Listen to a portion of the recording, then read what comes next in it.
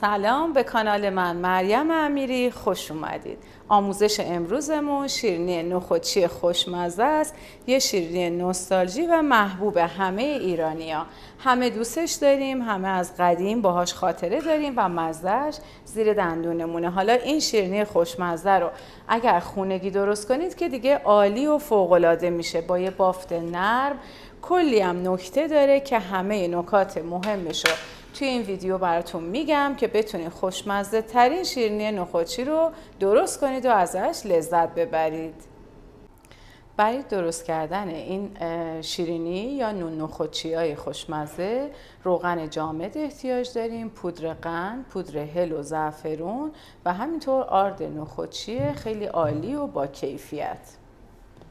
روغن جامدی که استفاده میکنیم برای شیرینی نخودچی خیلی مهمه. اولا که با روغن مایع و یا روغنهای جایگزین اصلا نمیتونیم شیرینی نخودچی درست کنیم. حتما ما احتیاج به روغن جامد داریم. توی قنادی ها از روغنهای صاف استفاده میکنن که هم از لحاظ سلامتی و هم از نظر مزه اصلا روغنهای خوبی نیستن. پس ما یه روغن جامد آشپزخونه رو پیشنهاد میکنیم. روغن رو داخل ظرف میریزم و بعد که میزان روغنمون هم 220 گرم روغن جامد رو داخل ظرف ریختم و حالا 190 گرم پودر قند رو الک میکنم و بهش اضافه میکنم. از پودر قند خیلی خیلی نرم باید استفاده کنیم و هرچه که این پودر قند نرمتر و لطیفتر باشه کیفیت شیرینیمون بهتر میشه. شیرینی نخودچی به حدی نرم و لطیف هست که اگر ذره زبری توی پودر قند داشته باشیم اون باعث میشه که لطافت شیرینی کاملا از بین میره. خب یک دوم قاشق چایخوری پودر هل داریم. پودر هل سبز رو اضافه میکنم بهش. اگر پودر هل رو دوست داشتین یه ذره کمتر یا بیشتر بریزید هیچ محدودیتی وجود نداره، چون طعم دهنده است و تأثیری توی بافت شیرینیمون نداره. اما این یک دوم قاشق چایخوری که خدمتتون عرض کردم بهترین طعم و بهترین مزه رو ایجاد میکنه. حالا با همزن برقی باید هم بزنیم. اول یه مقدار من پودر قند رو مخلوط میکنم که نپر هوا نپاشه و بعد با سرعت کم همزن هم میزنم.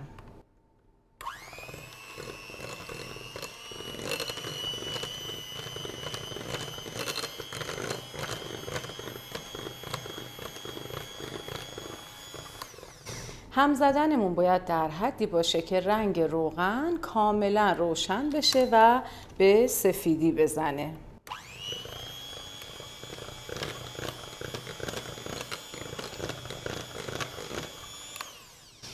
یک مقدار که هم زدیم بعد یک کمی زعفرون دم کرده غلیظ رو بهش اضافه میکنیم. دقت بکنید حتما باید زعفرون غلیظ باشه تا درصد رطوبت خمیرمون رو نتونه تغییر بده.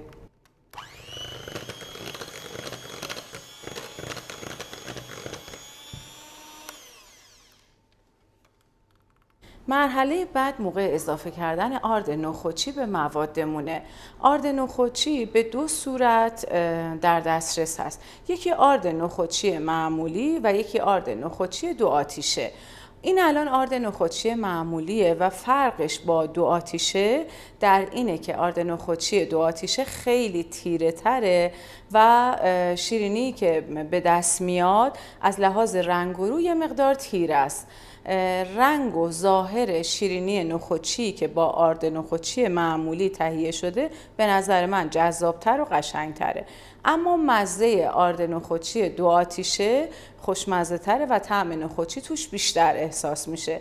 از هر دوتاش میتونید استفاده کنید. میتونید هم از ترکیب این دوتا آرد نخودچی با هم استفاده بکنید، ولی من الان فقط از آرد نخودچی ساده دارم استفاده میکنم. آرد نخودچی رو اضافه میکنیم. همه آرد رو یک دفعه میتونیم بریزیم و بعد از اینکه این کارو کردیم باید شروع کنیم به مخلوط کردن موادمون تا اون حالت خمیری ایجاد بشه و به دست بیاد. شروع میکنم به مخلوط کردن. دقت داشته باشین، شیرینی نخودچی از اون شیرینی هاییه که فوق‌العاده احتیاج به ورز دادن داره، یعنی ورز دادن و مخلوط کردن خیلی زیادی رو ما براش احتیاج داریم.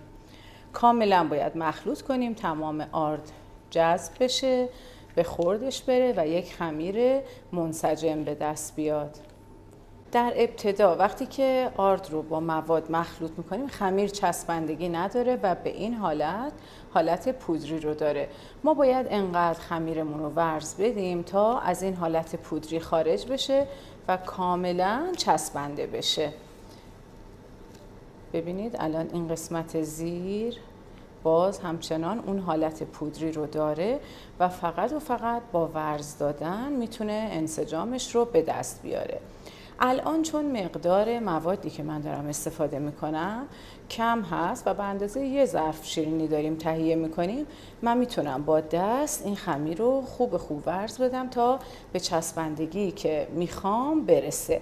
اما وقتی که شما میخواین تولید کنید و برای فروش، سفارش یا برای عید ممکنه که بخواین مقدار بیشتری درست بکنید از این شیرینی، دیگه ورز دادن با دست کار بسیار بسیار سختی میشه. در این صورت من بهتون پیشنهاد میکنم که خمیرتون رو داخل چرخ گوشت بریزید. وقتی خمیر رو چرخ میکنید کاملا این حالت چسبندگی که الان ما داریم بهش میرسیم تو چرخ گوشت ایجاد میشه. پس مواقعی که خمیرتون زیاده حجمش، به جای اینکه خودتون رو اینقدر خسته بکنید میتونید خمیر رو چرخ بکنید.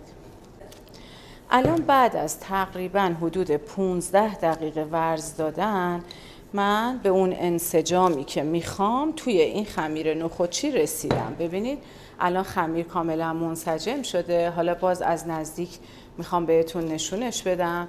ببینید ولی بازم یه ترک‌هایی رو روش داره. اینا طبیعیه، بودن این ترک‌ها ایرادی نداره و اینا طبیعیه. حالا باید خمیرمون رو داخل نایلون قرارش بدیم و به خمیر یک شب استراحت تو دمای محیط بدیم. پس خمیر رو میذاریم اینجا داخل نایلون، سطحش رو یک مقدار من صاف میکنم و یک شب بهش استراحت میدم. به همین صورت تو دمای محیط و نیازی به یخچال و اینها هم نداره.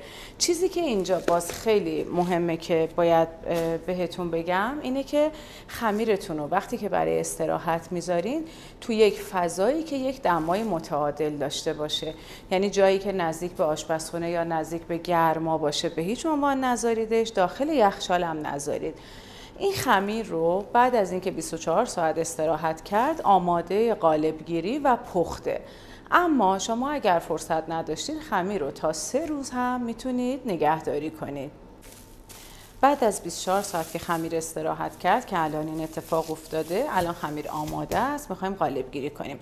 من میخوام کاترها یا قالب‌های دستی که برای شیرینی نخودچی مناسب هست رو بهتون نشون بدم. ببینید این مدل هایی که اینجا میچینم همشون برای شیرینی نخودچی مناسب هستن، ولی بعضیاشون اولویتن. این مدل طرح کاملا سنتی و قدیمی شیرینی نخودچی هستش و این هم یه سایز بزرگتر. حالا این 4 پره، این تعدادش این 5 پره و اینم فکر میکنم 6 یا 7 باشه.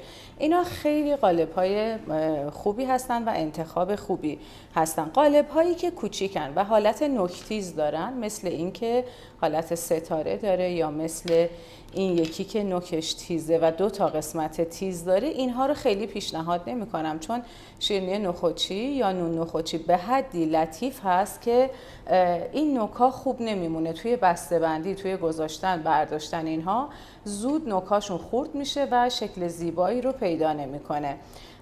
این موردهایی را هم که قالب‌هایی هستن که باز نوک تیز ندارن، همشون میتونن انتخاب خیلی خوبی باشن.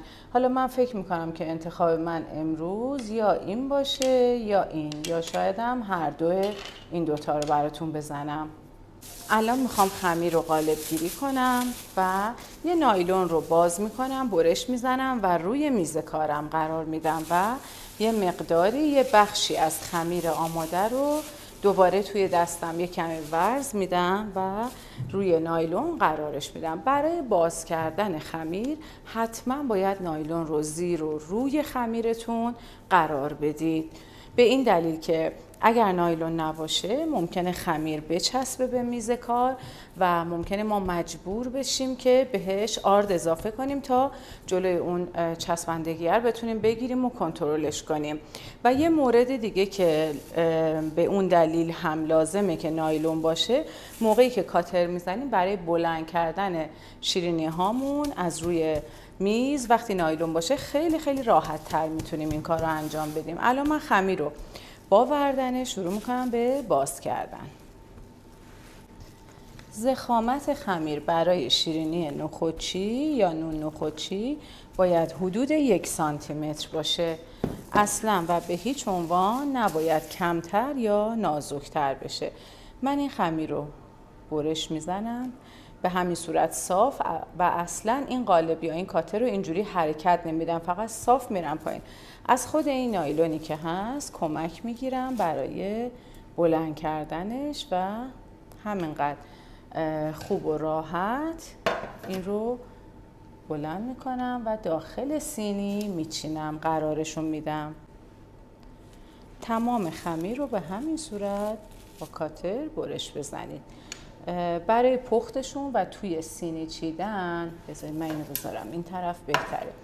برای پخت و داخل سینی چیدن نیازی به فاصله دادن زیاد و اینها نداریم، به این دلیل که شیرینی نخودچی اصلاً و به هیچ عنوان تغییر سایز نداره. من یه دونه رو فقط از نزدیک میخوام ضخامتش رو قشنگ به شما نشون بدم. ببینید این ضخامت شیرینیه که حدود 1 سانته. بعد از پختم دقیقاً همین سایز رو حفظ میکنه. تمام خمیر رو قالب میزنیم و بعد از اینکه با کاتر برش زدیم روش رو با خلال پسته تزیین میکنیم. فقط این نکته رو فراموش نکنید که فر رو حتما باید از 1 ربع قبل روشن کرده باشید. زمانی که شیرینی ها آماده میشن و میخواین داخل فر بذارید حتما باید فر کاملا گرم شده باشه. دمایی که احتیاج داریم برای پخت شیرینی نخودچی دمای 180 درجه سانتیگراد هست و فقط حرارت از پایین فر رو انتخاب بکنید و به هیچ عنوان گریل یا المنت بالا رو اصلا استفاده نکنید چون روی شیرینی هاتون رو خراب میکنه. خب الان من چند تا رو پسته هاش رو هم بذارم. برای گذاشتن پسته روی نخودچی ها در حقیقت ما میخوایم پسته رو طوری بذاریم انگار یه نگین کوچولوه. خلال درسته نمیذاریم. یه دونه خلال رو نصف میکنیم میذاریم اینجا و کمی فشار میدیم. چیزی که خیلی مهمه اینه که خلال رو فرو نکنید داخل خمیر. در حقیقت این خلال پسته رو باید بخوابونید روی خمیرتون، چون اگر فرو کنید و یک قسمتش بیرون و رو به بالا بمونه موقع بسته بندی اینها مزاحم میشن و به هیچ عنوان نمیتونید تو اون مرحله شما شیرینی ها رو روی همدیگه قرار بدید. پس حتما خلال ها رو به این شکل بخوابونید روی خمیرتون. همونطور که دیدین من داخل این سینی که شیرینی ها رو چیدم کاغذ روغنی ننداختم و سینی رو هم چرب نکردم. پس شیرینی نخودچی نه نیازی به کاغذ روغنی داره نه نیازی به چرب کردن داره. نه تنها نیاز نیست که چرب کنیم، حتی چرب کردن میتونه براش خیلی بد باشه و باعث دفرمه شدن شیرینی ها اون بشه. پس هرگز کف سینیتون رو چرب نکنید. به همین صورت شیرینی ها رو آماده بکنید و بذارید داخل فر. درجه فرم که گفتم خدمتتون طبقه وسط حتما باید پخته بشه و زمان پختمون هم هول و هوش 20 دقیقه هست. برای اینکه ببینیم شیرینیمون پخته یا نه بعد از حدود 15-20 دقیقه باید یه تستی انجام بدیم. شیرینی رو به این صورت سینی رو میاریم بیرون و یه کاردک رو که نوک‌تیز باشه میزنیم زیر شیرینیمون. اگر زیرش راحت جدا شد و نچسبیده بود به سینی یعنی که شیرینیمون آماده است. الان مال ما کاملا آماده است و زیرش قشنگ خودشو گرفته و بعد سینی رو از فر خارج میکنیم و اجازه میدیم کاملا خنک بشه. شیرینی های نخودچیمون وقتی که پخته شد باید بذارین داخل سینی چند ساعت بمونه تا کاملا سرد بشه و تا زمانی که خوب سرد نشده اصلا و به هیچ وجه نباید بهش دست بزنین، چون بسیار نرم و چسبنده است. ولی وقتی که خنک میشه اون نرمیه و اون چسبندگیه تا یه حد زیادی از بین میره. الان این چند ساعت مونده بعد از پخت و من دارم خیلی آروم و آهسته از سینی جداشون میکنم و داخل ظرف سرومون میچینم. امیدوارم که آموزش امروز براتون خیلی مفید باشه، دوستش داشته باشید و حتما درست کنید. نظرتون رو توی کامنت ها لطفاً به من بگید و اینکه دوست دارید آموزش های بعدیمون چی باشه. قطعا نظر شما تو انتخاب ویدیو آموزشی بعدی خیلی اثر داره و برام مهمه.